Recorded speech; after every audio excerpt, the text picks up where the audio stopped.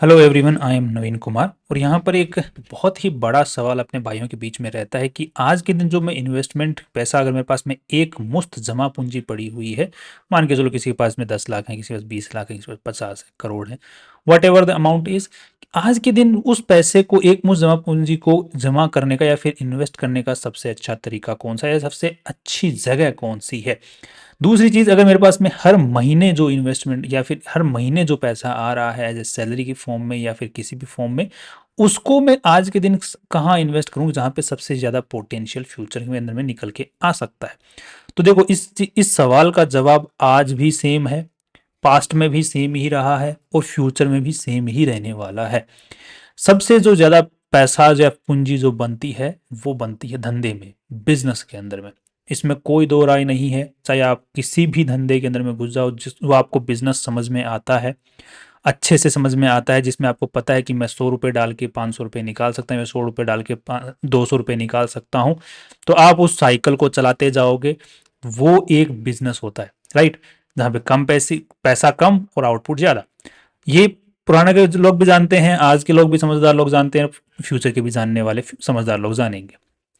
Point ये है कि बिजनेस या तो खुद का हो तब बेटर है, या फिर किसी और का हो। अगर मेरे पास में मान के चलो सैलरी है, काम इतना है कि मेरे पास में टाइम नहीं है, तो आप क्या कर सकते हैं, किसी दूसरे के बिजनेस में इन्वेस्टमेंट करके छोड़ सकते हैं। नाउ द पॉइंट इज कि अब अगर मेरा बिजनेस है तो मेरे को उसके बारे में, बिजनेस के बारे में सब कुछ पता होगा, in and out everything I will be knowing कि क्या रिस्क हैं, क्या प्रोफाइल्स हैं, क्या प्रॉफिट आउटपुट रहने वाला है, क्या मेरा इनपुट रहने वाला है एंड क्या चीज़ रहेगी पूरा। तो हम सब कुछ जानने के बाद में ही उस बिजनेस के अंदर में हाथ डालते हैं जहाँ पे प्रॉफिटेबिलिटी निकल के आ सकती है। अब सेकंड सवाल इज कि कई भाई लोगों को यहाँ पे सवाल रहेगा कि कई लोग बोलते हैं कि प्रॉपर्टी में भी बहुत पैसा है, कई लोग बोलते हैं प्लॉट में बहुत पैसा है, कई लोग बोलते हैं रेंट में बहुत पैसा है। यह है, बिल्कुल मैं बोल रहा हूँ, बट वो एज ए बिजनेस करने पे है। मैं मना नहीं कर रहा हूँ। हर चीज जहां पे बिजनेस आप करोगे, आप समझ के बिजनेस करोगे, वहां पे पैसा है, चाहे वो प्रॉपर्टी का बिजनेस है, चाहे जमीन का है, चाहे किसी भी चीज का है, पैसा है, बनेगा। जो अगर आपको समझ में आता है, पोटेंशियल है, तो आप बना सकते हो पैसा। बट द पॉइंट इज कि आपके पास टाइम नहीं है, फिर आप क्या करो उस वक्त के अंदर में, तो आप किसी और के बिजनेस में पैसा लगा सकते हैं। Point is right. अब सबसे बड़ा सवाल कि अगर हम किसी और के बिजनेस के अंदर पैसा लगाते हैं, तो सबसे बड़ा जो सवाल होता है कि मैं उसको पैसे को लगा तो दूं, बट कल को अगर मेरे को जरूरत पड़े तब मिलेगा वापस। सबसे बड़ा सवाल है। दूसरी चीज, दूसरे बिजनेस में पैसा लगा रहा हूँ, उसके बिजनेस में क्या चल रहा है इन एंड आउट, उसका मुझे कैसे पता चलेगा, क्योंकि सबसे बड़ा रिस्क तो वहीं पे है कि अगर सामने वाला कोई बिजनेस कर रहा है, कि कर भी रहा है कि नहीं कर रहा है, क्या घोटाला कर रहा है, मुझे नहीं पता कल को मेरे बिजनेस का पैसा बढ़ रहा है कि घट रहा है, क्या समझ में नहीं आ रहा। तो इन्फॉर्मेशन उसका पता नहीं है। अगर प्राइवेट कंपनी या फिर आज के दिन के बहुत सारे नए शार्क टैंक स्टार्टअप्स होते हैं, या फिर ये जो AIFs होते हैं, या फिर वेंचर कैपिटलिस्ट होते हैं, ये छोटे बिजनेस के अंदर पैसा लगता है, जो प्राइवेट लिमिटेड है, छोटी कंपनी जिनके डूबने के चांसेस ज़्यादा हैं। बट उनमें से कोई 100 में से 2-3 कंपनियां अच्छी निकल जाती हैं, तो उनका बाकी जो 97% जो पैसा डूबा है वो कवर हो जाता है, अच्छा खासा कवर हो जाता है, राइट। वो ये है कि अब उनको, हम अगर दूसरे के बिजनेस में पैसा लगाएं तो वहां पे इन्फॉर्मेशन हमारे पास में पूरी होनी चाहिए। अब उतना हमारे पास में स्टार्टअप या फिर जो कंपनियां काम करें प्राइवेट लिमिटेड, उनसे उतनी इन्फॉर्मेशन हम निकाल पाए, उतनी हमारे पास में कैपिटल नहीं, उतना हमारे पास में एफर्ट नहीं है, हमारे पास में इतनी स्किल्स या फिर हमारे पास रिसोर्सेज नहीं है। तो अब हम ऐसे किसी बिजनेस, तो हमारे पास में एक ऑप्शन बचता है लास्ट में कि किसी ऐसे बिजनेस में पैसा लगाया जाए जहां से मेरा जब मर्जी करे मैं निकाल लूं, और कोई वो कंपनी जो है यहां से यहां पत्थर उठा के भी रखी है, तो मेरे को एक बार पहले पता चल जाए मुझे कि वो पत्थर रख रही है उठा के, उसको कोई भी इंफॉर्मेशन उस कंपनी की तो मेरे को पता चले। तो ऐसी कंपनियां कहां पर मिलती हैं, वो मिलती हैं स्टॉक मार्केट के अंदर में। तो अब मैंने जितनी आपको कहानी ये सुनाई है बिजनेस, अब आपको, राइट, ये पूरी जो स्टोरी मैंने आपको सुनाई, तो इसका सिर्फ निष्कर्ष क्या है कि आपको किसी और के बिजनेस में पैसा लगाना है जिसकी आपको पूरी इन्फॉर्मेशन है, और आपके पास में हर वक्त एक टाइम रहता है, मौका रहता है, आप उसमें से कभी भी निकल सकते हो। This is the best perfect way, right.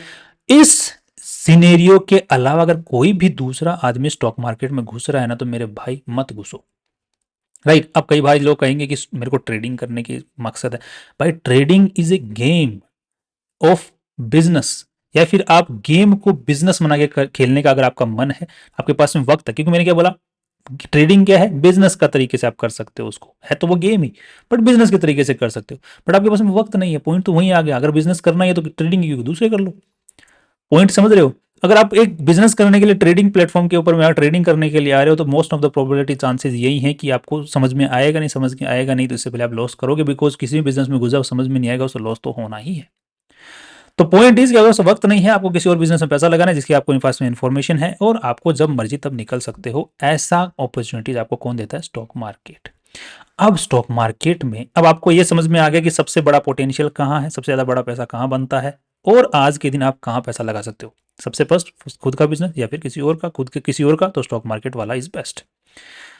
Now second thing is कि अब मेरे पास में एक मुश्त जमा पूंजी पड़ी है, मैं उसको स्टॉक मार्केट में इन्वेस्ट करूं तो कैसे करूं। दूसरी चीज, मेरे पास में जो कैपिटल बराबर आ रहा है, हिस्सों में टुकड़ों में आ रहा है, हर महीने आ रहा है, उसको किस तरीके से इन्वेस्ट करूं कि मेरे जो रिस्क प्रोफाइल्स हैं वो मेंटेन रहे या फिर मेरे को ज्यादा बड़ा जो है रिस्क ना रहे, बड़ा रिस्क ना रहे, लूज करने का बड़ा रिस्क ना रहे या फिर जो मल्टीफोल्ड होने के चांसेस बने रहे, पैसे के ग्रो होने के चांसेस बने रहे। तो हम आज के दिन तो थोड़े सिनेरियोज लेने वाले हैं, आप भी इसके ऊपर में जो मैंने आपको चीजें बताऊंगा उनको एक्सपेरिमेंट खुद भी करना है। बिकॉज आपको सिंपली क्या करना है, मैं आपको एक नीचे इसी डिस्क्रिप्शन के नीचे एक लिंक देने वाला हूँ एक स्प्रेडशीट का, आपको सिंपली उस स्प्रेडशीट पे जाना है, फाइल पे क्लिक करना है और मेक ए कॉपी करना है, तो वो क्या स्प्रेडशीट आपकी खुद की पर्सनल बन जाएगी। वो जो कॉपी बनेगी वो उसको कोई नहीं देख सकता, सिर्फ आप देख सकते हो। वहां पर ये जो पूरी की पूरी मैंने स्प्रेडशीट बनाई है कॉपी होके आपके पास में आ जाएगी, आपके खुद के वहां पे, आपको कोई मेहनत नहीं करनी। अब यहां पर इस स्प्रेडशीट में आपको सिंपली कुछ चीजें लिखनी है, डेटा लिखना है। यहाँ पर डेटा मैंने ऑलरेडी लिखा हुआ है, दो आपको अपने हिसाब से डेटा लिखना है जो भी कंपनियों के अंदर में। यहां पर आप लोग क्या टेस्ट कर सकते हो, हम जो पहला सिनेरियो चेक कर रहे हैं यहां पर वो सिनेरियो है एसआईपी का, कि जो हर महीने जो इन्वेस्टमेंट आ रहा है। बाद में जो दूसरा सिनेरियो हम लोग चेक करेंगे कि जो एक मुश्त जमा है उसके लिए सबसे बेस्ट ऑप्शन कौन सा है, वो भी इसी में कवर हो जाएगा आपका, डोंट वरी। और लास्ट में एक चीज और टिप बताऊंगा आपको कि आपको जो पैसा इन्वेस्ट करना है उसको भी रिस्क प्रोफाइलिंग और कम कैसे कर सकते हैं, राइट। तो एक मुश्त का भी रिस्क प्रोफाइलिंग कम और एसआईपी का भी कैसे कम।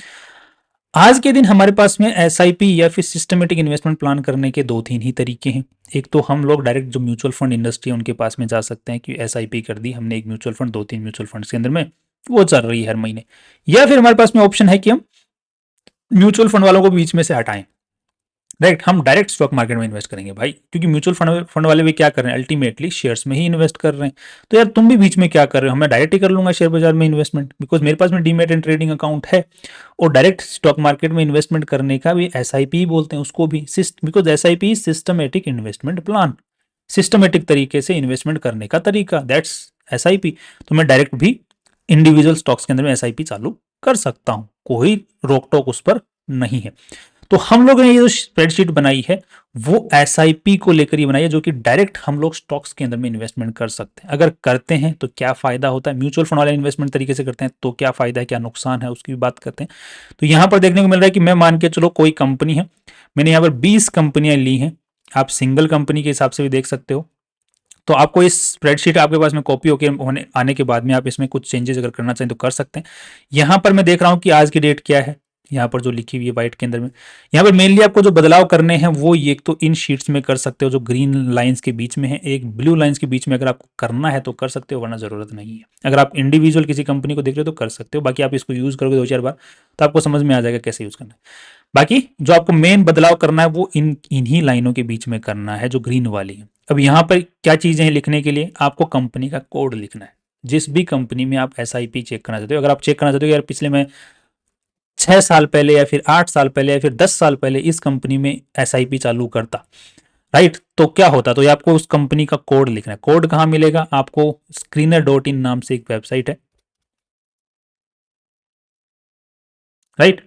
यहां पर आप किसी भी कंपनी जिसमें आपको इन्वेस्टमेंट करना है उसका कोड मिल जाएगा। कैसे मिलेगा, जैसे मैं आपको यहाँ पे चेक करता हूँ रिलायंस इंडस्ट्रीज, तो यहाँ पर मैं जैसे ही क्लिक करूंगा ये जो कोड आ रहा है RELIANC, सिर्फ this code over here only, इसको कॉपी कर लेना है और यहां पर लाके पेस्ट कर देना है इस एरिया में, राइट। तो इस तरीके से मैंने यहाँ पर 20 कंपनियों के नाम लिखे हुए जो कि लार्ज कैप कंपनीज हैं, सबका नाम आप लोग जानते हैं, कुछ ज़्यादा खास नहीं चली हैं कंपनियां, नॉर्मल एवरेज रिटर्न इन्होंने दिया है लगभग, राइट।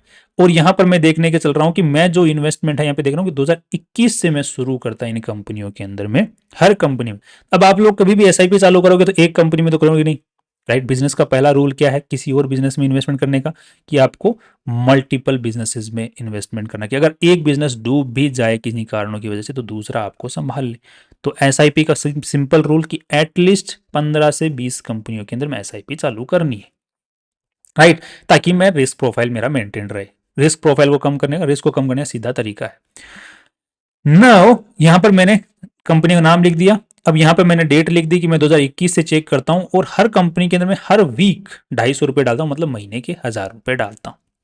लेट्स से 2021 से मैंने बायोकॉन के अंदर में हम 250 रुपए हर महीने 1000 रुपए डाले बायोकॉन के अंदर में। यहाँ पे विप्रो में, इन्फी में, रिलायंस में, सिप्ला में, यस बैंक में, आईसीआईसीआई में, राजेश एक्सपोर्ट्स में, एंड यहाँ पर Hindalco, Bajaj Finance, PNB, HL, SBIN, HCL Tech, Colpal, Colgate, Palmolive, Colgate जो आपका ब्रश कोलगेट आता है, Hindustan Unilever, Hero MotoCorp, Bajaj Auto and Dabur and Godrej Consumer Products, CP, right. तो यहां पर सब में मैंने 1000 रुपए की एसआईपी चालू करता 2021 में। तो आज उसकी क्या वैल्यू होती, सिंपल सवाल है। आज भी जो ये कंपनी रिटर्न दे रही है, फ्यूचर के अंदर में हो सकता है सिमिलर से रिटर्न दे, या फिर थोड़े बहुत ऊपर नीचे दे सकते हैं, देयर आर चांसेस।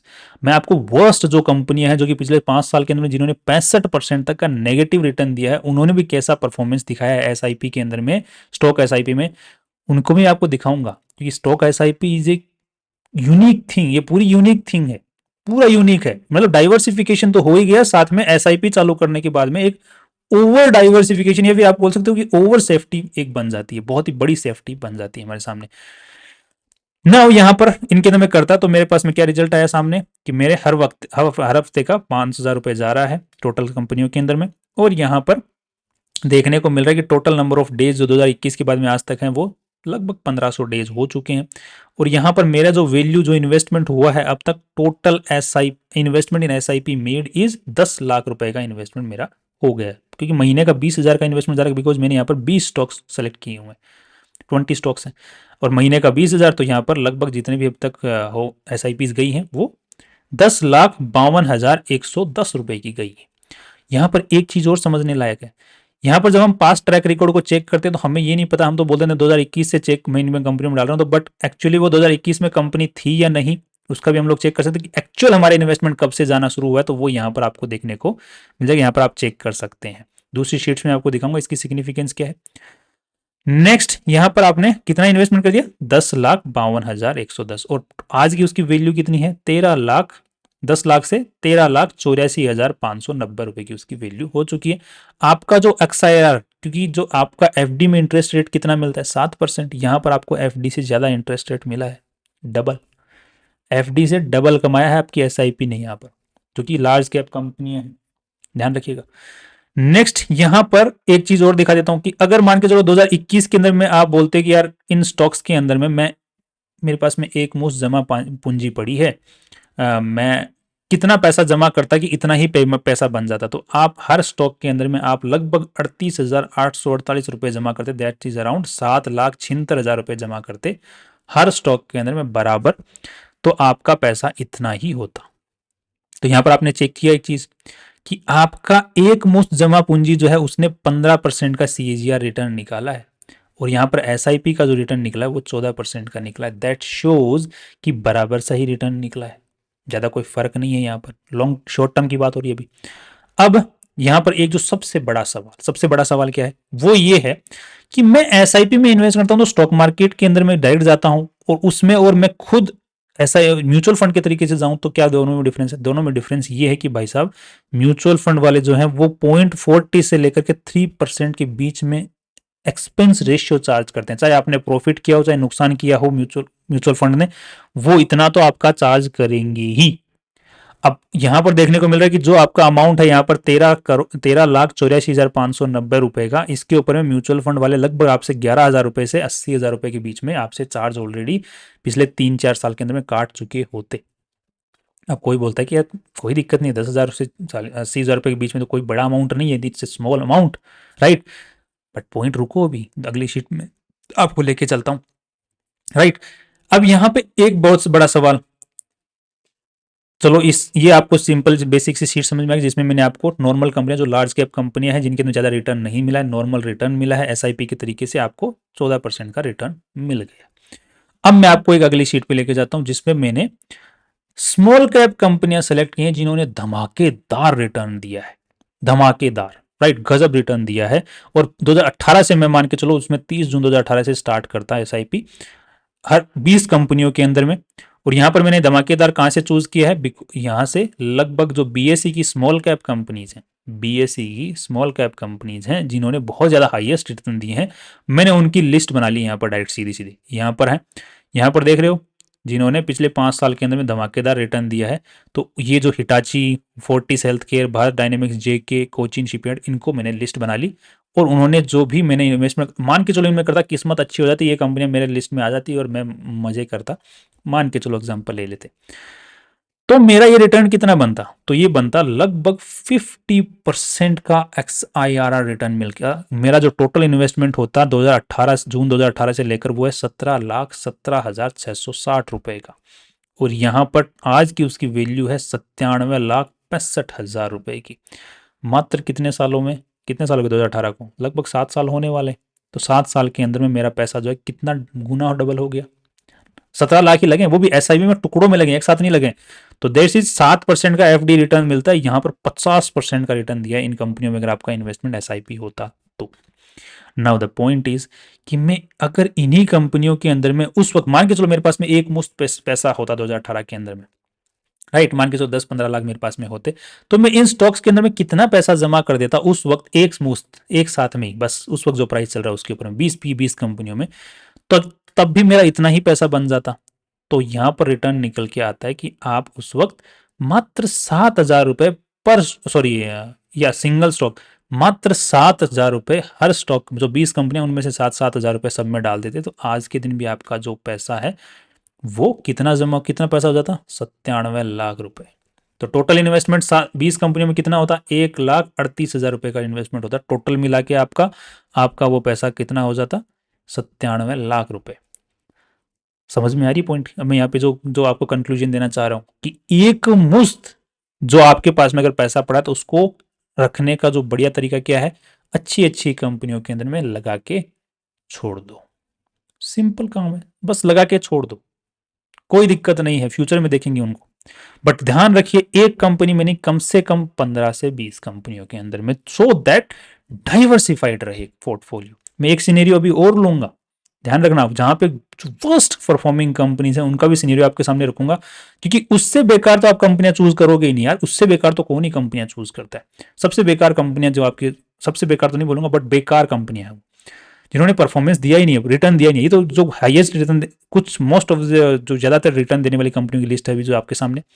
अब पॉइंट ये है कि मान के चलो एग्जांपल के तौर पे मेरे पास में 20 लाख रुपए पड़े हैं और मैं इन्हीं 20 कंपनियों के अंदर में लगा देता 1-1 लाख रुपए, राइट, 2018 के अंदर। और साथ में मेरे पास में एक एसआईपी, मतलब मेरे पास में सैलरी भी आ रही है, उसमें से भी मेरे को हर महीने जो है 20,000 रुपए में इन्वेस्ट कर देता इन्हीं 20 कंपनियों के अंदर, जो कि मेरा यहाँ पर दिखाई दे रहा है कि मेरा अब तक 17,17,17,000 रुपए इन्वेस्ट हो जाता। और ये 20 लाख रुपए जो है मैं इन्वेस्ट कर देता इन्हीं कंपनियों में 2018 में।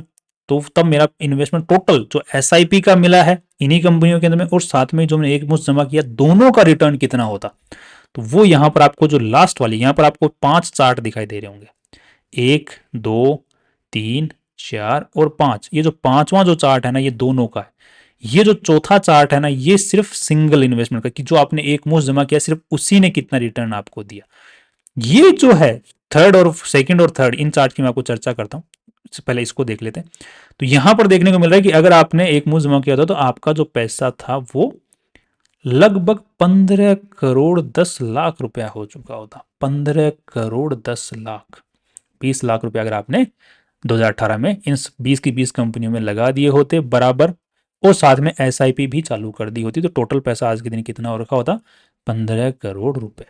नाउ द सबसे बिगेस्ट क्वेश्चन इज दिस कि म्यूचुअल फंड वाले, अगर मैं इसी यही इन्वेस्टमेंट अगर म्यूचुअल फंड वाले तरीके से जाके करता और उसका मेरे म्यूचुअल फंड का पोर्टफोलियो का साइज 15 करोड़ रुपए हो जाता, तो म्यूचुअल फंड वाला मेरे से कितने रुपए लेता भाई।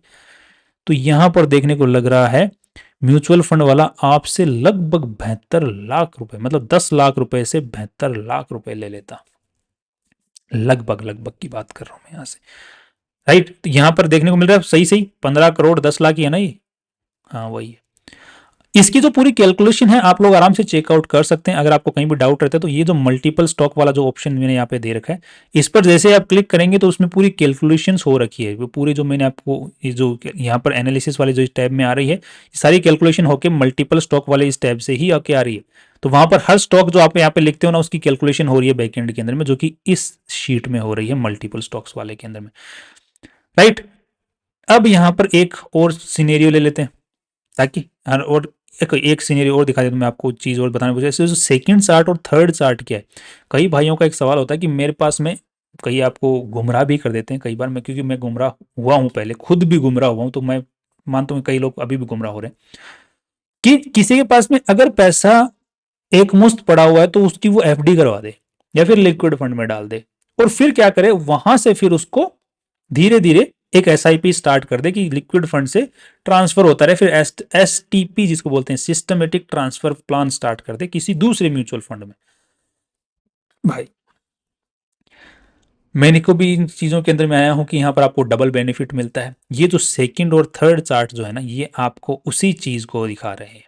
सेकंड चार्ट है कि अगर आपने एसआईपी स्टार्ट की होती लिक्विड फंड से, एसआईपी मतलब शेयर्स में अगर आप ट्रांसफर करते हैं 20 की 20 कंपनियों के अंदर में, तो आपका जो रिटर्न है वो सिमिलर ही आएगा जो कि एसआईपी के सिमिलर है। ध्यान रखना, जो आपने एसआईपी की है उसके सिमिलर ही रिटर्न आने वाला है, एक्स्ट्रा बेनिफिट आपको नहीं मिलने वाला है, राइट। बस दो, आपका थोड़ा रिस्क कम हो जाएगा, रिस्क जरूर कम होता है बट द रिटर्न सिमिलर ही आता है। नेक्स्ट यहां पर देखने को मिल रहा है कि ये जो थर्ड चार्ट है ये दिखा रहा है जो कि आपने, आपके पास में एक मुश्त जो जमा पूंजी जो आपने लिक्विड फंड में डाल रखी, वहां से फिर आप सिस्टमेटिक तरीके से स्टॉक मार्केट की इन 20 कंपनियों में डाल रहे हो, हर हफ्ते निकाल निकाल के, और साथ में आपके पास में सैलरी आ रही, तो वो भी जो पैसा है उन 20 कंपनियों के अंदर में एसआईपी जा रही है, तो टोटल पैसा कितना हो जाता है आज तक, तो वो यहाँ पर आपको देखने को मिल रहा है कि 2 करोड़ रुपए हो जाते। नौ यहाँ पर जो एक मुश्त जमा पूंजी है वो मैंने 20 लाख रुपए ली है, वहां पर आप लोग अगर अपडेट कर देते हो इस कॉलम को यहाँ पर, तो आप लोग जो भी अमाउंट आपका लिखना है कि एक मुश्त जमा पूंजी मेरे पास तो 50 लाख है, मेरे पास तो 1 करोड़ है, उसको आप यहाँ पे लिखोगे और फिर यहाँ पर आप चेक कर सकते हो कि हाँ मेरा पैसा कितना हो जाता और आज के दिन कौन सी कंपनियों में लगाना सही है। देखो ध्यान रखना, ये जो मैंने एग्जाम्पल कंपनियों के लिए हैं ये पास्ट की परफॉर्मेंस की है, फ्यूचर में कौन सी कंपनियां चलने वाली हैं नो बडी नोज, इसीलिए मैं बेस्ट परफॉर्मिंग कंपनीज और वर्स्ट परफॉर्मिंग कंपनीज और लार्ज कैप कंपनीज सबकी यहाँ पर आपके सामने ले रहा हूँ, ताकि so that you can have a clear idea कि क्या रिस्क हैं और क्या बेनिफिट्स। तो आपको ये जो 5 चार्ट है इनका पता समझ में आ गया, लॉजिक समझ में आ गया। पहला जो चार्ट है वो क्या बोल रहा है कि जो आपकी एसआईपी है वो कितना ग्रो कर जाती है अब तक, सिर्फ एसआईपी जो कि आपकी सैलरी आ रही है हर महीने वो कट रही है और वो एसआईपी में जा रही है, और वो आपने इन 20 कंपनियों के अंदर में लगा रहे हैं, वो भी 250-250 लगा रखे हैं हर वीक के, राइट, महीने के 1000-1000 रुपए लगा रखे। दूसरा चार्ट आपको सिग्निफाई कर रहा है कि आपके पास में एक मुश्त जमा पूंजी है, उसको अगर आपने हर एसआईपी चालू कर दी थी, लिक्विड फंड में पैसा डाला जहाँ पे आपको 6% का ब्याज मिल रहा है, बस उसमें से हर महीने जो है 1000-1000 रुपए, लगभग टोटल 20,000 रुपए हर महीने 20 कंपनियों में लग रहे हैं, तो वो कितना परफॉर्मेंस अब तक रिटर्न दे चुका होता। यहाँ पर जो है थर्ड थर्ड है कि जो आपका लिक्विड फंड से उसमें भी जा रहा है और साथ में आपकी जो सैलरी की एसआईपी आ रही है, दोनों मिला के कितना परफॉर्मेंस दे रहे होते। मतलब फोर्थ वन चार्ट इस कि अगर आपने इन जो कंपनियों हैं इनके अंदर में 20 लाख रुपए इनिशियली एक साथ में डाल दिए होते, बराबर बराबर लाख लाख लाख रुपए, तब उसका परफॉर्मेंस आज के दिन क्या मिल रहा होता या कैसे कैसे वो चल के ऊपर तक आया है। और जो फिफ्थ चार्ट है वो है कि आपने एक मुश्त जमा कर दिया होता 1 लाख रुपए, 1-1 लाख रुपए, क्योंकि 20 लाख रुपए मैंने चूज किए तो 1-1 लाख रुपए हर स्टॉक में इन्वेस्ट कर दिया था, साथ में एसआईपी भी चल रही होती 1000-1000 रुपए हर महीने की हर 20 स्टॉक्स के अंदर में, तो उसका टोटल अमाउंट कितना होता। तो यहां पर आपको काफी अच्छा खासा डिफरेंस देखने को मिल जाएगा, राइट। नेक्स्ट अब वर्स्ट परफॉर्मिंग स्टॉक्स, चलो इसको देखते हैं। वेल वेट ए सेकेंड, इसको जरा लोड हो जाने दो। ओके, सो आई थिंक ये लोड हो गया है, राइट, ये लोड हो गई है शीट हमारे सामने।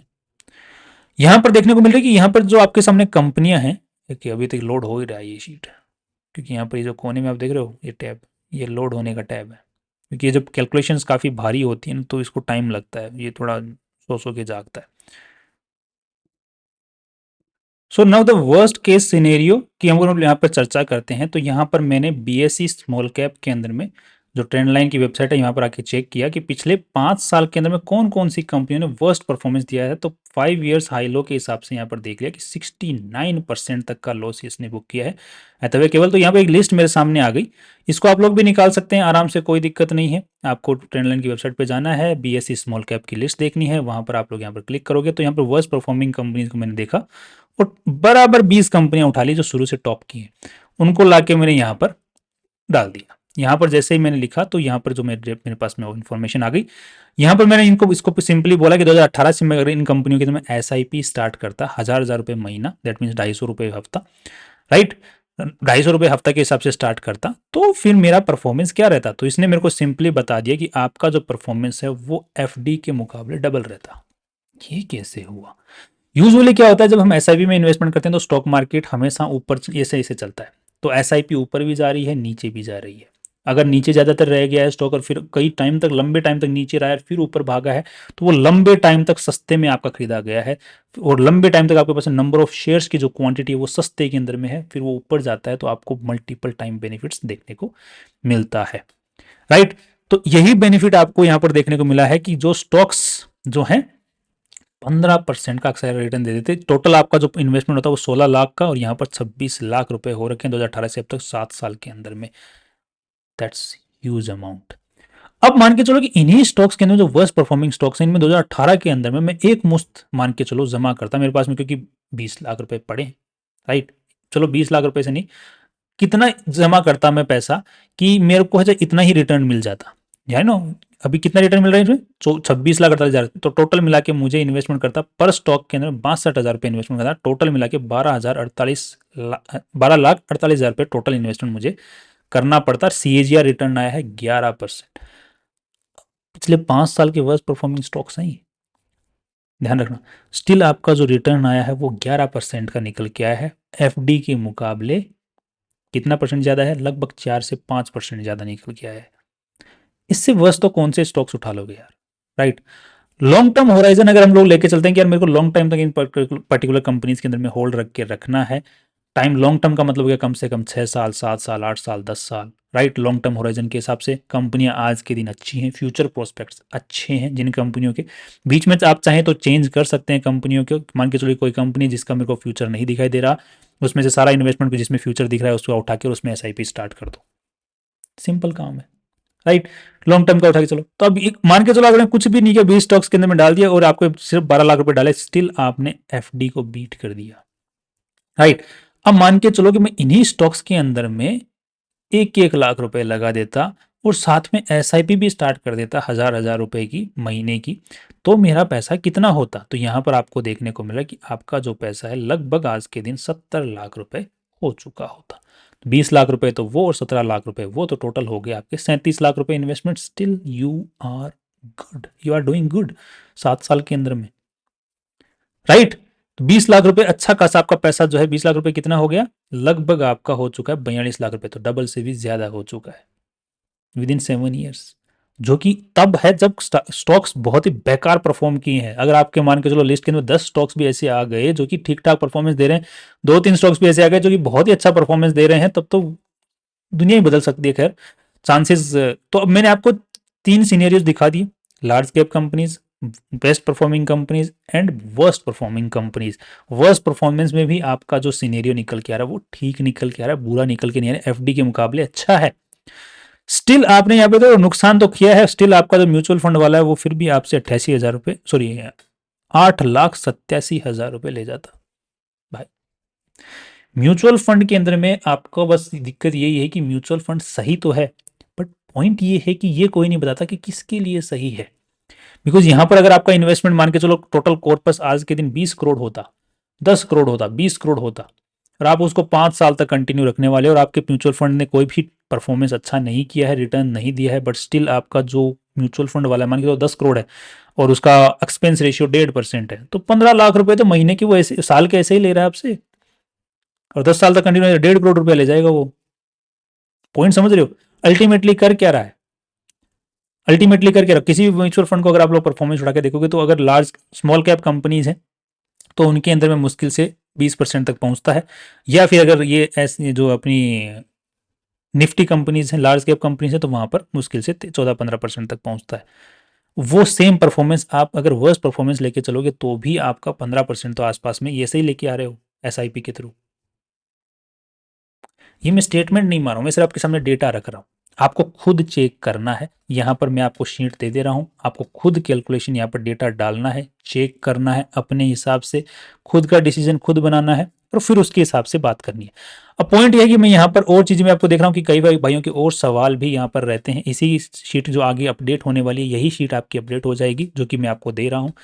यहाँ पर मैं फ्यूचर गोल्स भी दे रहा हूँ। कई भाइयों के सवाल होते हैं कि जो मेरे पास में आज के दिन जो खर्चा है वो 50,000 का है, मेरे पास में कितना कॉर्पस रखूं भाई कि मेरा जो खर्चा जो है 50,000 का, अगर मान के चलो इन्फ्लेशन 8% भी रहता है या 5% भी रहता है, 7% भी रहता है, तो मेरा खर्चा जो है कितना पैसा आज कमा के मैं रख लूं कि मेरे खर्चे जो हैं वो सारे कवर अप हो जाएं, फिर उसके बाद मैं ऐश की जिंदगी जीऊं भाई। सिंपल सी बात है। तो उसके मैं शीट ऑलरेडी बना रहा हूँ यहाँ पर, इसमें आई थिंक टाइम लगेगा because it's little complicated, right. So अभी के लिए आपको इसमें एक्सपेरिमेंट करना है, जो कि आपके साथ में सामने ये जो चीज़ है इसके अंदर में वो चेक करना है साथ में। अब आप फाइनल जो डिसीजन निकल के आया वो क्या निकल के आया, फाइनल डिसीजन ये निकल के आया कि अगर आपके पास में एक मुश्त पूंजी है तो आपको जो आज के दिन अच्छे स्टॉक्स हैं उनमें लगा के छोड़ देना चाहिए, लगभग 15 से 20 कंपनियों के अंदर में। दूसरा, अगर आपके पास में एसआईपी आ रही है या फिर सिस्टमेटिक इन्वेस्टमेंट प्लान या फिर जो है सैलरी की फॉर्म में पैसा आ रहा है हर महीने, उसको आपको एसआईपी करके छोड़ देनी चाहिए। ये मैं नहीं कहता कि उन्हीं स्टॉक्स में करो जिनमें आपने एक मुश्त जमा किए हैं, 15-20 स्टॉक्स में जरूरी नहीं है, कर सकते हो, अच्छी बात है कर दोगे तो। बिकॉज वहां पर क्या होगा, एक मुश्त जमा पूंजी कोई स्टॉक अगर ऊपर नीचे भी हो रहा है तो उसका भी आपको फायदा वहां पर मिल जाएगा। बाकी आप दूसरे स्टॉक्स में भी कर सकते हो और अलग अलग डीमेट अकाउंट खोल के भी कर सकते हो। एक डीमेट अकाउंट उसमें आपने बोल रहे हैं एक मुश्त जमा पूंजी वाले मैंने रखे हुए हैं, एक डीमेट अकाउंट जिसमें मैंने एसआईपी चला रखी है इन पर्टिकुलर स्टॉक्स के अंदर में। दोनों आप काम कर सकते हो। टाइम होराइजन कम से कम 5 से 10 साल के बीच का लेके रखें, उससे बीच में आपको ज़्यादा छेड़खानी नहीं करनी है पोर्टफोलियोज के साथ में, आपको सिर्फ देखना है क्यों जो हो रहा है मार्केट में। चाहे मार्केट बिल्कुल जमीन चाट रहा है तो भी आपको देखना है, चाहे मार्केट आसमान छू रहा है तो भी आपको देखना है, 5 से 10 साल तक, तभी पैसा बनेगा, अदरवाइज नहीं बनेगा बीच बीच में छेड़खानी करते रहोगे तो। नेक्स्ट चीज जो सबसे खतरनाक चीज है, अब जो एक मुश्त जमा पूंजी करनी होती है उसमें भी क्या होता है, कई बार हम लोग एक साथ में सारा पैसा जमा कर देते हैं, बट क्या होता है कि स्टॉक मार्केट ऊपर नीचे होता रहता है, उस चीज का भी तो कभी कोई फायदा चाहिए ताकि थोड़ा सा एक्स्ट्रा रिटर्न मिल जाए। उस सिचुएशन के मैंने एक ऑलरेडी शीट आपके साथ में बना के शेयर कर चुका हूं, ये वाली शीट, जिसके अंदर में आपको क्या करना पड़ता है कि जो आपके पास में जितना भी एक मुश्त जमा पूंजी है उसको 15 स्टॉक्स या 10 स्टॉक्स के अंदर में यहाँ पर जितने जैसे यहाँ पर बोला हुआ है वैसे वैसे इन्वेस्ट कर सकते हैं। जैसे यहाँ पे लिखा हुआ है इन्वेस्ट इन 10 स्टॉक्स ओनली, आपको सिंपली क्या करना है, यहाँ पर कोड लिखना है, जो मैंने कोड का आपको तरीका बताया वहां से, और यहाँ पर आपने बाइंग प्राइस लिख देनी है और नंबर ऑफ शेयर्स कितने आपने बाई किए हैं।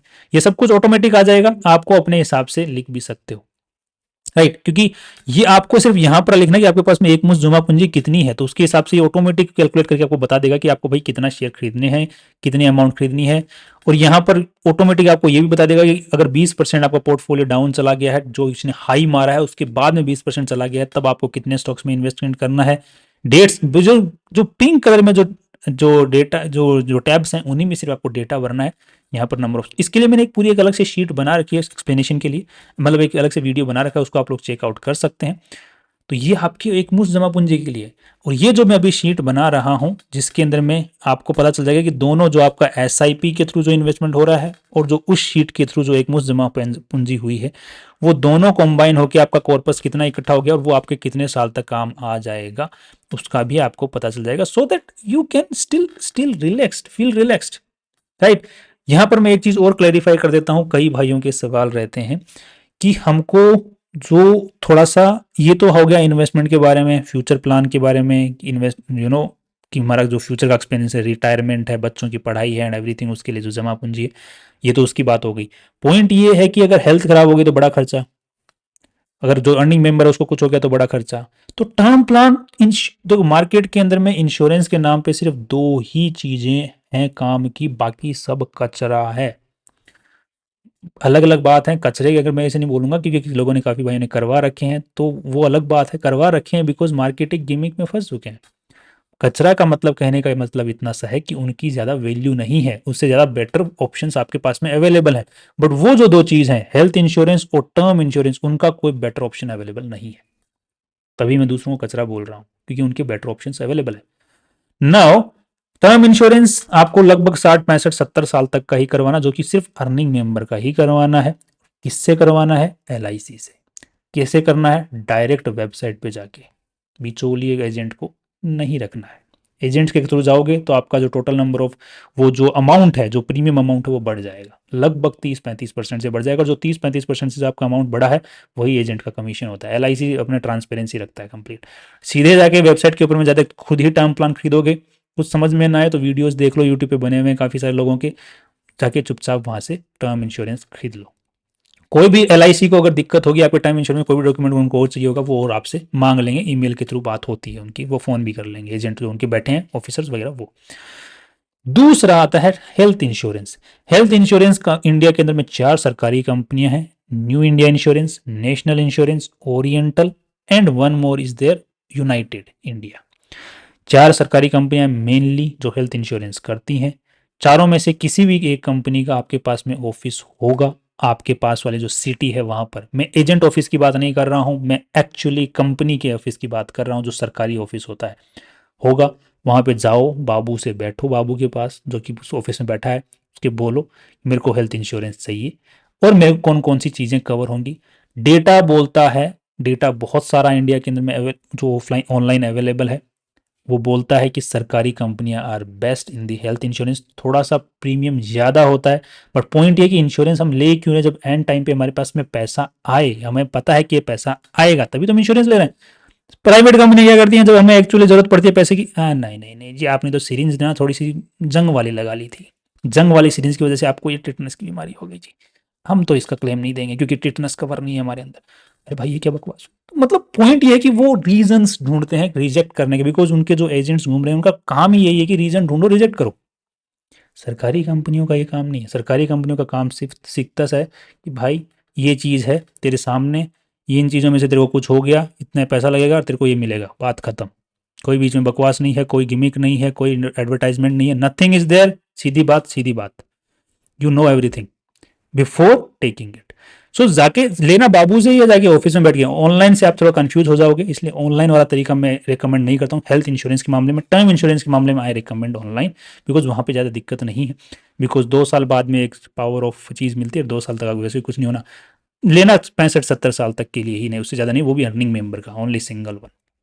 बाकी इन्वेस्ट करो, राइट। और थोड़ा सा इमरजेंसी मनी साइड में रखो। इमरजेंसी मनी में होता है कि जो आपका खर्चा साल का है, उसका 3 साल तक का खर्चा इमरजेंसी फंड, मतलब उसको FD में रखो, उसको छेड़ो ही मत। उसके बाद में जो पैसा बचता है वो सारा है यहाँ के लिए, स्टॉक मार्केट के इन्वेस्टमेंट के लिए। सो आई थिंक आपके काफ़ी सारे क्वेरीज जो हैं वो यहाँ पर क्लियर हुई हैं। अगर आप इसको वीडियो को 2 बार देखना चाहें 2 बार देखिए, 5 बार देखना चाहें 5 बार देखिए, और अगर कोई सवाल रह जाता है तो नीचे कमेंट बॉक्स में आपको लिख सकते हैं उसको। That's all from my side. कल फिर मिलते हैं नए इंपॉर्टेंट वीडियो के साथ में। Finally see you tomorrow.